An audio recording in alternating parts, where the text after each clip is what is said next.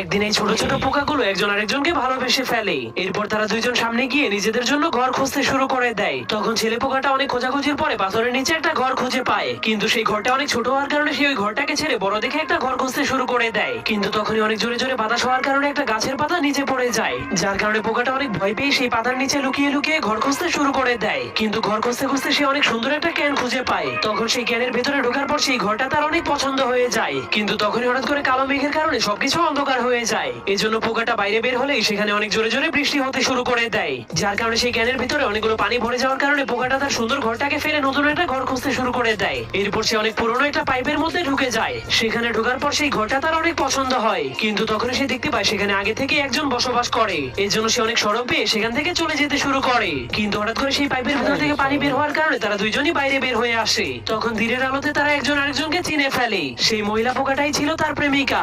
এরপর তারা জঙ্গলের ভিতরে